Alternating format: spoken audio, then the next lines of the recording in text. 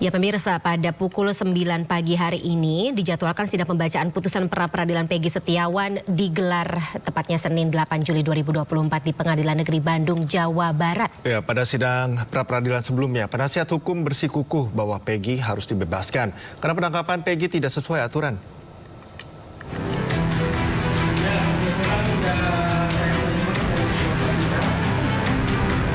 Jumat 5 Juli 2024, sidang pra-peradilan Peggy Setiawan digelar di PN Bandung, Jawa Barat. Sidang beragendakan penyerahan kesimpulan dari pihak pemohon, kuasa hukum Peggy Setiawan, dan pihak termohon Polda Jawa Barat. Sidang hanya berlangsung sekitar 10 menit, karena baik pihak pemohon maupun termohon langsung menyerahkan berkas kesimpulan kepada Hakim Tunggal Eman Sulaiman. Dalam kesimpulan yang berjumlah 30 halaman, pihak kuasa hukum Peggy tetap berfokus pada salah tangkapnya Peggy Setiawan dalam kasus pembunuhan Vina dan Eki. Pihak kuasa hukum juga meminta Peggy dicabut statusnya sebagai tersangka dan dibebaskan. Sementara pihak Polda Jabar menyerahkan 12 halaman kesimpulan. Polda Jabar menolak seluruh dalil selama persidangan dan menekankan penetapan tersangka Peggy tak menurut hukum. Kesimpulan kami to the point aja. Kami minta agar tersangkanya Peggy Setiawan digugurkan. Sebab sesuai dengan fakta yang ada, sesuai dengan keterangan ahli, memang harus digugurkan dan dibebaskan. Intinya sana. Apa ya itu? Poinnya itu aja. Intinya Peggy Setiawan dibebaskan karena yang ditangkap itu adalah Peggy Setiawan, bukan Peggy Peron. DPO itu adalah Peggy Peron. Dan proses penangkapannya tidak sesuai dengan Perkap Kapolri dan Peraturan Kabar Reskrim. Pada akhirnya kami untuk berbincang atau untuk membahas soal putusan yang akan digelar hari ini di Pengadilan Negeri Bandung, kita akan langsung tanyakan saja ke salah satu kuasa hukum dari Peggy Setiawan, yakni Pak Mayor Purnawirawan Marwan Iswani. Selamat pagi, Pak. Pagi, Mas. Oke, Pak Marwan, pertama untuk terkait putusan ini, apa yang disiapkan oleh pihak dari Peggy Setiawan? Persiapan kami menyebut kemenangan. Optimisnya ya, tapi segala sesuatu ini kan kita belum tahu putusan dari pengadilan, dari hakim nanti. Pak, apa sih Pak yang membuat pihak dari Peggy Setiawan ini optimis, dan juga mungkin boleh dijelaskan terlebih dahulu poin-poin kejanggalan apa saja nih Pak yang ditemukan hingga saat ini, Pak? Satu, DPO itu adalah Peggy Peron. Alamatnya di Mundu, ciri-cirinya berbeda, tanggal lahirnya berbeda. Sementara yang dijadikan tersangka sekarang klien kami adalah Peggy Setiawan. Namanya berbeda, alamatnya di Talun, Kecamatan Talun. Wajahnya beda, ciri-cirinya, tanggal lahirnya berbeda. Dan waktu kejadian perkara, kami sudah mendatangkan saksi fakta. Peggy Setiawan ada di Bandung. Dan diperkuat lagi, ini proses yang dilakukan oleh penyidik Polda Jawa Barat tidak sesuai dengan prosedur Peraturan Kapolri dan Peraturan Kabar Reskrim. Kalau Peraturan Kabar Reskrim dan Peraturan Kapolri itu jelas, dipanggil dulu, dipanggil, diminta keterangan sebagai saksi, gelar perkara langsung naik bisa dijadikan tersangka. Kalau ini kemarin tidak, dijadikan tersangka dulu, klien kami tanggal 21 ditahan, baru dicari alat bukti. Ya tadi dia menyita ijazah, KTP, KK, segala macam, termasuk foto. Apa urusan sama perkara ini? Dan kami pun menyayangkan kenapa tidak kemarin saksi fakta yang dari pihak kepolisian dihadirkan sidang pra-peradilan. Itu Mas. Saksinya sangat lemah juga. Ini yang membuat keyakinan saya sampai sekarang 99%. Tetapi apapun namanya, kita tidak bisa mengatakan sudah pasti tidak bisa. Kami siap menghadapi yang terjelek. Dalam hal ini soal pertanyaan sampean tadi. Pertanyaannya kan, apa yang kalau persiapan kami? Ya siapin persiapan menghadapi pokok perkara. Kalau seandainya ditolak, itu aja. Oke, baik Pak, kemarin kan ahli dari pihak Polda Jabar mengatakan ya, yang penting dua alat bukti ini memenuhi untuk menetapkan Peggy Setiawan sebagai tersangka, dan pihak dari atau ahli ini tidak mempersoalkan soal pemanggilan terlebih dahulu lah atau apalah. Jadi intinya yang disampaikan itu dua alat bukti. Bagaimana tanggapan Bapak sendiri? Makanya saya bilang, kami dari kuasa hukumnya pemohon meragukan profesionalnya daripada ahli tersebut. Karena setiap kami bertanya, dia berputar di sana aja. Makanya waktu itu sempat saya tanya, saudara ahli, karena ahli sudah disumpah, berikan keterangan apa sesuai dengan yang ada. Itu Mas. Dalam putusan nanti ada dua kemungkinan Pak, diterima dan juga ditolak. Mungkin boleh jelaskan langkah selanjutnya apabila diterima dan juga apabila ditolak Pak, gimana? Ya kalau diterima kami akan membebaskan si Peggy Setiawan yang pastinya. Dan syukuran langkah kami kan. Yang kedua kalau ditolak kami harus siap menghadapi pokok perkaranya.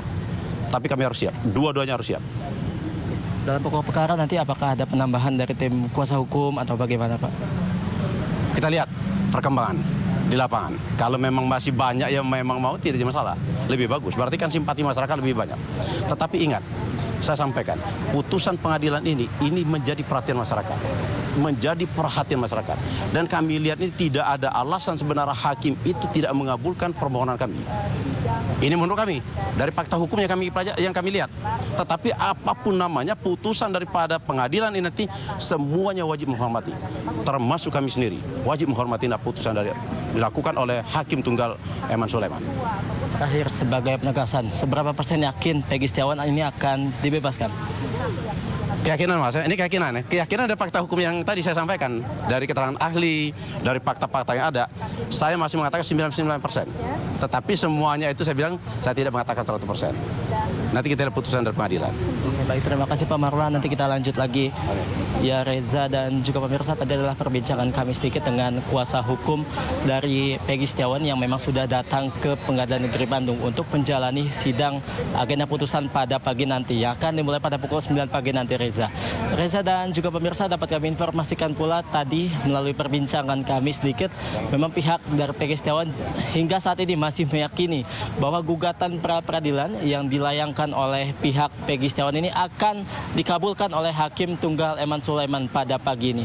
Karena kan memang ada sejumlah alasan mengapa pihak dari Peggy Setiawan ini masih meyakini bahwa Peggy Setiawan ini atau gugatan pra-peradilan Peggy Setiawan ini akan diterima. Tadi kami menyimak perbincangan sedikit melalui Pak Marwan Iswandi yang mengatakan bahwa memang ada sejumlah poin-poin yang mengatakan bahwa atau yang menjadi alasan mengapa pihaknya masih yakin hingga saat ini. Salah satunya adalah dari segi barang bukti yang dimiliki pihak kepolisian, di mana memang pihak dari Peggy Setiawan ini hingga saat ini masih meyakini betul bahwa alat bukti yang dimiliki oleh pihak kepolisian untuk menetapkan Peggy Setiawan sebagai tersangka ini tidak kuat, dan juga penetapan prosedur yang dilakukan atau penetapan tersangka yang dilakukan oleh Polda Jawa Barat menurut kubu dari Peggy Setiawan ini belum memenuhi prosedur.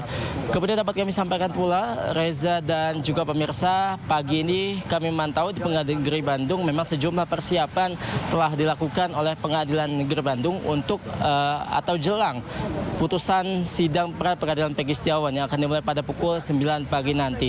Informasinya, Reza, yang kami dapatkan, PN Bandung sendiri sudah berkoordinasi dengan pihak kepolisian untuk mengawal atau mengamankan jalannya persidangan putusan ini, di mana pihak dari PN Bandung telah berkoordinasi agar jalannya persidangan putusan ini bisa berjalan dengan kondusif. Karena memang, Reza, diprediksi dalam agenda putusan atau pagi ini memang akan ada sejumlah massa yang akan hadir ke Pengadilan Negeri Bandung, karena memang untuk persidangan pra-peradilan ini dan juga kasus pembunuhan Vina dan juga Eki di Cirebon ini memang menuai menarik minat masyarakat untuk memantau jalannya persidangan ini, karena memang dinilai oleh sejumlah masyarakat ada sejumlah kejanggalan yang ada di dalam kasus ini yang tadi sempat disampaikan oleh kuasa hukum dari Peggy Setiawan, di mana kejanggalannya adalah soal penetapan Peggy Setiawan sebagai tersangka dan juga alat bukti yang dimiliki oleh Polda Jawa Barat ini memang tidak kuat. Reza dan juga pemirsa, dapat kami informasikan pula memang untuk sidang pra-peradilan Peggy Setiawan ini sudah memasuki tahap akhir, di mana hari ini Hakim Tunggal Eman Sulaiman akan membacakan putusannya terkait gugatan pra-peradilan Peggy Setiawan ini akan diterima atau tidak. Memang pada agenda sebelumnya atau agenda kesimpulan sebelum menutup persidangan, Hakim Tunggal Eman Sulaiman mengatakan bahwa ia akan menyampaikan putusan ini dengan seadil-adilnya dan juga objektif. Dan juga Hakim Tunggal Eman Sulaiman mengatakan akan memberikan keputusan yang terbaik. Namun keputusan terbaik bukan untuk pemohon dan juga termohon, melainkan terbaik untuk hukum atau penegakan hukum yang ada di Indonesia. Reza dan juga pemirsa, dapat kami informasikan pula memang kedua belah pihak hingga tahap akhir seperti ini atau hingga tahap putusan hari ini memang sejumlah pembuktian pun telah disampaikan oleh kedua belah pihak, baik itu pemohon dan juga termohon di dalam persidangan. Di antaranya memang kedua belah pihak juga sudah menghadirkan sejumlah saksi ataupun ahli untuk membuktikan bahwa dalilnya masing-masing ini kuat. Di antaranya dari pihak pemohon yang memang hingga saat ini masih meyakini bahwa Peggy Setiawan ini bukanlah Peggy Poerong, di mana dalam pembuktian pihak dari pemohon atau dalam hal ini pihak dari Peggy Setiawan menghadirkan sejumlah saksi dan juga ahli untuk membuktikan bahwa keberadaan Peggy Setiawan pada saat kejadian atau pada 2016 lalu bukan berada di Cirebon, melainkan berada di Bandung untuk bekerja. Nah, untuk membuktikan hal tersebut memang pihak Peggy Setiawan menghadirkan 4 orang saksi fakta dan juga 1 ahli pidana. Di mana untuk saksi fakta tersebut bisa kami ulas kembali sedikit, Reza. Ada 4 saksi fakta yang dihadirkan ke persidangan pada saat itu. Di antaranya yang pertama ada Dede Kurniawan yang merupakan teman dari Peggy Setiawan yang mengenalnya sejak 2016. Kemudian saksi fakta yang kedua ada Suarsono alias Bondol yang merupakan teman kerja Peggy Setiawan saat bekerja di Bandung sebagai kuli bangunan. Yang ketiga ada Agus dan juga Riana. Nah, ini Agus Riana ini merupakan pasangan suami istri ataupun bisa dikatakan bos Peggy Setiawan yang memiliki bangunan atau tempat Peggy Setiawan bekerja sebagai kuli bangunan di Bandung pada saat itu. Nah, keempat saksi tersebut memang pada persidangan agenda pembuktian beberapa waktu yang lalu atau pada pekan kemarin memang menjelaskan betul bahwa keberadaan dari Peggy Setiawan pada saat itu atau pada saat Agustus 2016 memang berada di Bandung, bukan berada di Cirebon. Nah, kemudian kami jelaskan sedikit juga untuk ahli pidana yang dihadirkan pada saat itu juga menjelaskan bagaimana sebenarnya prosedur penetapan seseorang sebagai tersangka dalam suatu kasus. Di mana pada keterangannya ahli pidana yang dihadirkan oleh pihak Peggy Setiawan menjelaskan untuk menetapkan seseorang sebagai tersangka harus ada minimal 2 alat bukti. Selain itu juga sebelum menetapkan seseorang sebagai tersangka harus ada pemanggilan terlebih dahulu sebanyak 2 kali. Nah, jika memang sebanyak 2 kali ini tidak didatangi, bahwa bahkan itu bisa dikatakan atau bisa dimasukkan ke dalam DPO. Nah, ini tentunya yang menjadi pembelaan dari pihak Peggy Setiawan. Dikarenakan memang sejak 2016 lalu Peggy Setiawan saat ini memang belum pernah dipanggil oleh pihak kepolisian, dalam hal ini Polda Jawa Barat, untuk dilakukan pemeriksaan. Nah, ini yang menjadi pembelaan dari pihak Peggy Setiawan. Selain itu pemirsa dan juga Reza, dalam pembuktian tadi kami sudah jelaskan dari sisi pemohon. Kemudian untuk sisi termohon juga sudah membuktikan di agenda pembuktian dengan menghadirkan ahli pidana pada saat agenda pembuktian yang digelar kurang lebih pada pekan lalu, Reza.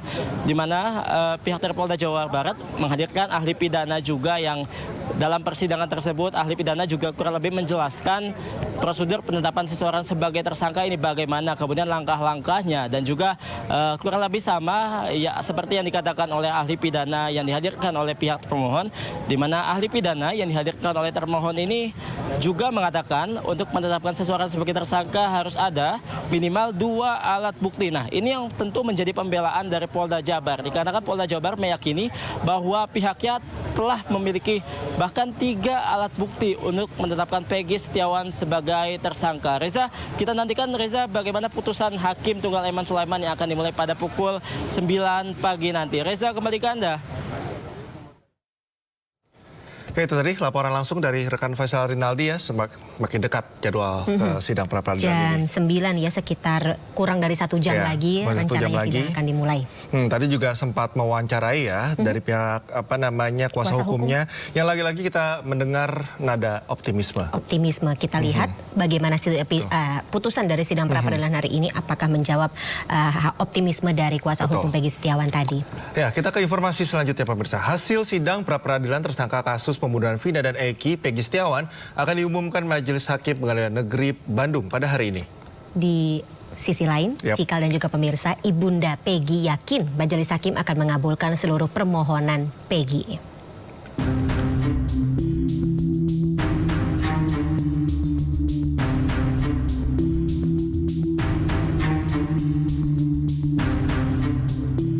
Setelah sepekan jalannya sidang pra-peradilan, Peggy Setiawan akan memasuki babak akhir dengan pembacaan putusan di hari Senin. Kuasa hukum Peggy Setiawan, Sugianti Iriani, berharap Hakim Tunggal Eman Sulaiman bisa memberikan putusan yang objektif. Tim kuasa hukum Peggy yakin bahwa Peggy Setiawan bukanlah pelaku pembunuhan Vina pada 2016 silam.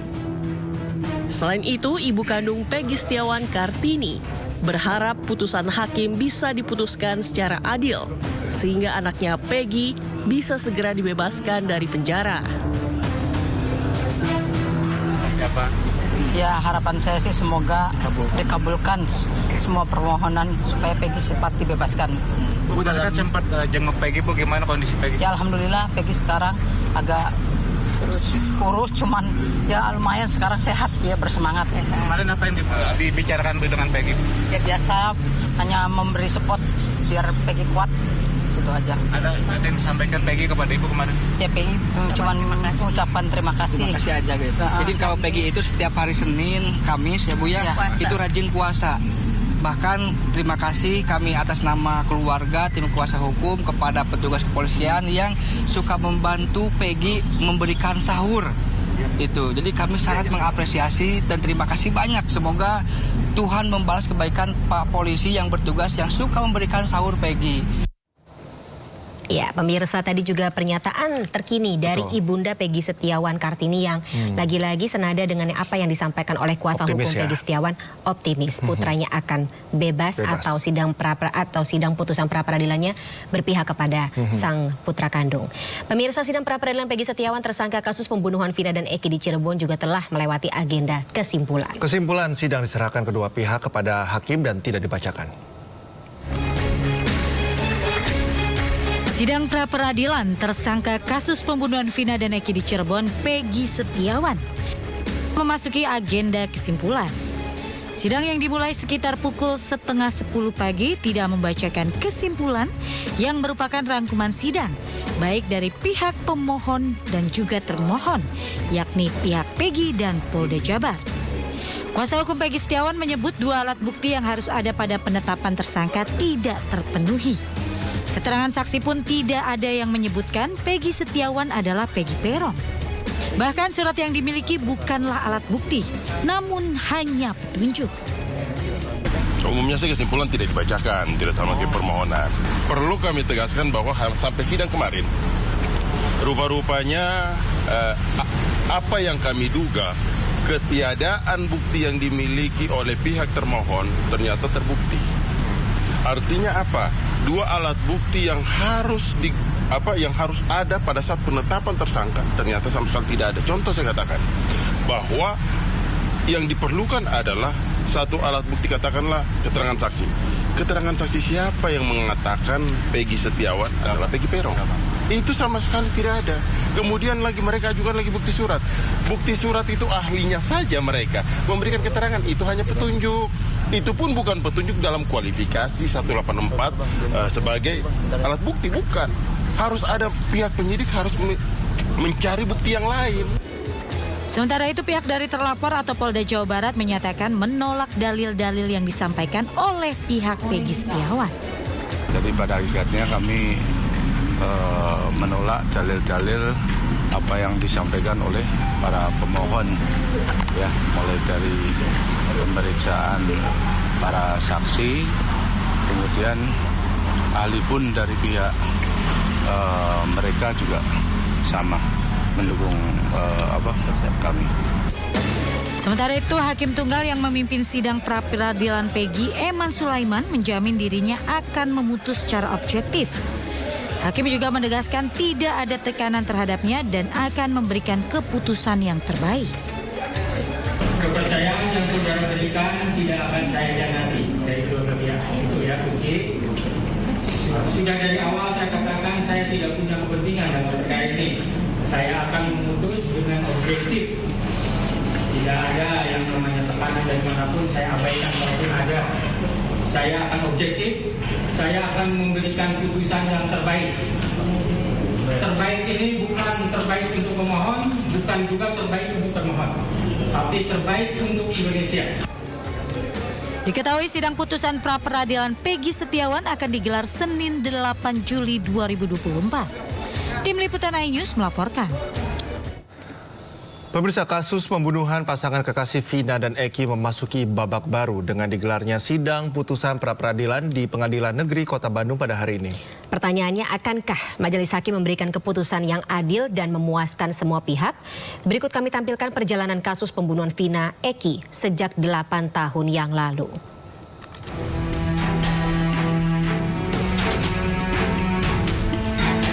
Warga Cirebon digemparkan dengan penemuan jenazah sepasang kekasih bernama Vina Dewi Arsita atau Vina dan Muhammad Rizky Urdiana atau Eki di Jembatan Talun, Cirebon, Jawa Barat pada 27 Agustus 2016.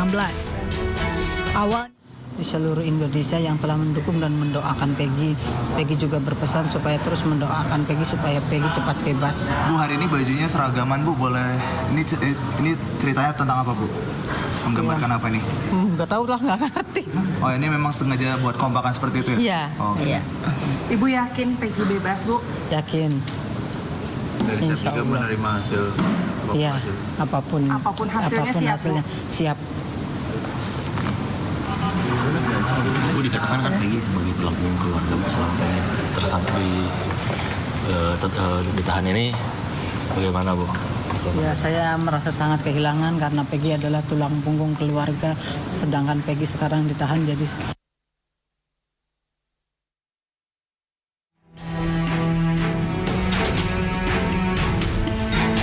Warga Cirebon digemparkan dengan penemuan jenazah sepasang kekasih bernama Vina Dewi Arsita atau Vina dan Muhammad Rizky Urdiana atau Eki di Jembatan Talun, Cirebon, Jawa Barat pada 27 Agustus 2016. Awalnya kasus ini dilaporkan sebagai kecelakaan lalu lintas, namun polisi menemukan sejumlah kejanggalan, seperti kondisi motor yang mulus. Pada 28 Agustus 2016, polisi mulai melakukan penyelidikan. Kecurigaan polisi terbukti. Autopsi terhadap jasad pasangan remaja ini menunjukkan mereka dibunuh dengan senjata tajam. Pada September 2016, polisi menangkap 8 pelaku, yakni Jaya alias Kliwon, Supriyanto alias Kasdul, Eka Sandi alias Tiwul, Hadi Saputra alias Bolang, Eko Ramadhani alias Koplak, Sudirman, Rivaldi Aditya alias Ucil, dan Saka Tatal. Sedangkan 3 orang pelaku ditetapkan polisi sebagai DPO, yakni Atni, Dani, dan Peggy Setiawan alias Perong alias Egi. Film Vina sebelum 7 hari disambut positif masyarakat dan tembus 5 juta penonton. Film ini memberikan dampak positif terhadap perkembangan kasus Vina Eki yang kembali diusut setelah 8 tahun. Peggy Setiawan ditangkap polisi di Bandung. Polisi mengklaim Peggy Setiawan adalah sosok Peggy Perong yang buron selama 8 tahun. Namun Peggy Setiawan membantah dengan berteriak di hadapan wartawan. Tim kuasa hukum Peggy Setiawan yang dikomandoi Tony RM mendaftarkan gugatan pra-peradilan di Pengadilan Negeri Kota Bandung. Menurut Tony, saat pembunuhan Vina Eki terjadi, Peggy tengah bekerja menjadi kuli bangunan di Kota Bandung. Nasib Peggy Setiawan akan diputuskan hari ini dalam sidang putusan pra-peradilan yang digelar Pengadilan Negeri Kota Bandung. Kubu Peggy yakin majelis hakim akan mengabulkan gugatan pra-peradilan. Sementara Polda Jabar menolak seluruh dalil gugatan pra-peradilan yang diajukan pihak Peggy. Ibu hakim akan membebaskan Peggy ya? Ya, saya paling insya Allah hakim bisa menilai dan bisa membebaskan Peggy. Baik Bu Kartini, mungkin kita boleh tahu gak Ibu terakhir kapan ketemu Peggy Bu dan mungkin kapan Bu? Saya waktu ketemu Peggy waktu Kamis saya besuk Peggy. Nah, pada saat itu apa nih Bu yang diperbicarakan Bu oleh Peggy dan apa Bu yang disampaikan oleh Peggy Bu pada saat Ibu ke sana?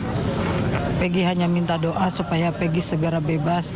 Peggy juga berpesan kepada seluruh netizen dan rakyat Indonesia yang telah mendukung dan mendoakan Peggy. Peggy mengucapkan banyak terima kasih juga kepada PH-PH-nya Peggy. Peggy ucapkan banyak terima kasih atas dukungannya dan atas bantuannya.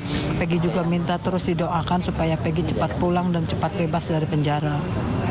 Pada saat bertemu, ada pesan gak sih Bu yang Ibu sampaikan ke Peggy atau nasihat apa Bu yang selama ini Ibu sampaikan ke Peggy Bu saat menjenguk itu Bu? Saya hanya bisa menguatkan dan untuk selalu berdoa untuk kebebasan Peggy sendiri, itu aja. Saya berpesan kepada Peggy supaya jangan lupa jangan tinggal sholat dan berdoa, itu aja. Baik Bu, mohon maaf sekali apabila nanti keputusan ini tidak sesuai dengan harapan ya Bu ya dan juga ditolak. Mungkin dari Ibu sendiri bagaimana Bu nanti Bu? Apakah akan tetap berlanjut mengawal Peggy Bu? kami siap apapun keputusannya. Tim kuasa hukum Peggy akan berusaha semaksimal mungkin untuk membebaskan Peggy. Mungkin dari adik-adiknya Luciana dan juga Amel ada yang ingin disampaikan terkait harapannya ini adik-adik?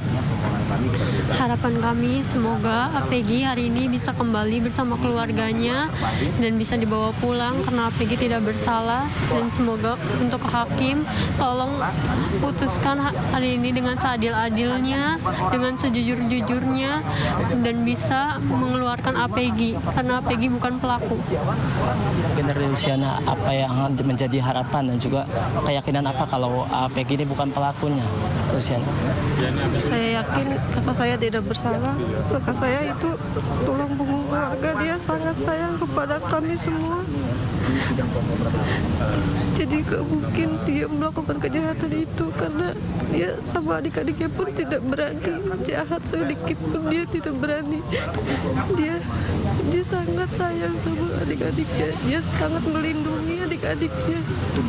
Jadi tidak mungkin melakukan kejahatan itu. Terima kasih ya Ibu Kartini, Luciana dan Amel atas waktunya. Semoga apa yang diharapkan ini bisa terjadi ya. Ya, Reza dan juga pemirsa, tadi perbincangan sedikit dari kami bersama dengan ibu dari Peggy Setiawan, yakni Ibu Kartini, dan juga kedua adik dari Peggy Setiawan, yakni Luciana. Ya, tadi kita dengarkan pernyataan dari ibunda dari Peggy dan juga saudari kandungnya, begitu ya, yang tentunya kalau kita berada di posisi keluarga, melihat saudara kita atau anak kandung kita sedang menghadapi proses hukum di mana banyak kejanggalan seperti itu, ini pasti hal yang berat tentunya. Betul. Terlibat dalam sebuah kasus hukum saja juga bukan hal yang mudah ya Cikal, apalagi kalau misalnya kita tahu fakta-fakta atau yang mungkin menyimpan tidak hanya perasaan ya, tetapi juga bukti-bukti yang membuktikan sebaliknya. Betul. Kalau anak kita kemungkinan kecil terlibat dalam kasus tersebut, tentu ya selama ini akan meninggalkan sebuah kondisi psikologis tersendiri. Ditambah lagi kasus ini menjadi sorotan masyarakat. Viral, sangat besar sekali kasusnya. Bahkan mungkin beberapa orang sampai nggak tahu lagi ini kasus Vina Eki udah sampai mana kayak gitu ya. Ini kan juga psikis, menyerang psikis tersendiri untuk keluarga kayak gitu. Kita ke informasi masih terkait dengan bagaimana perjalanan kasus Vina dan juga Eki sejak tahun 2016 ini, tetapi menjelang sidang putusan pra-peradilan Peggy Setiawan hari ini, pemirsa, pihak kuasa hukum Peggy menyerahkan berkas kesimpulan sebanyak 30 halaman. Sejumlah poin kesimpulan tetap berfokus pada salah tangkapnya Peggy Setiawan dalam kasus ini. Bukti-bukti yang disampaikan oleh pihak termohon, yaitu Polda Jawa Barat, dinilai tidak relevan dan tidak menunjukkan Peggy Setiawan adalah benar-benar Peggy alias Perong yang dimaksud dalam DPO. Atas hal inilah, kuasa hukum Peggy meminta statusnya tersangka kliennya digugurkan.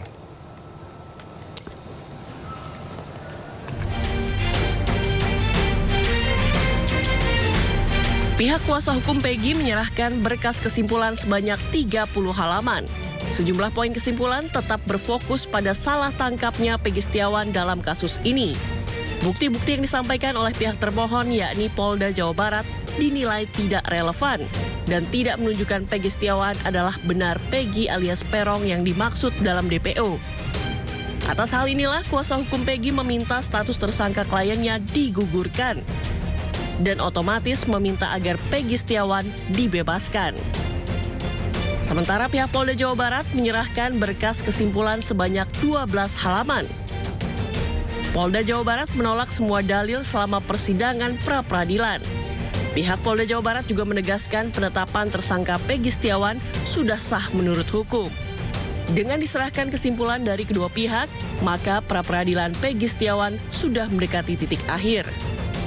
Sidang pembacaan putusan akan digelar pada Senin 8 Juli 2024 di Pengadilan Negeri Bandung dengan Hakim Tunggal Eman Sulaiman.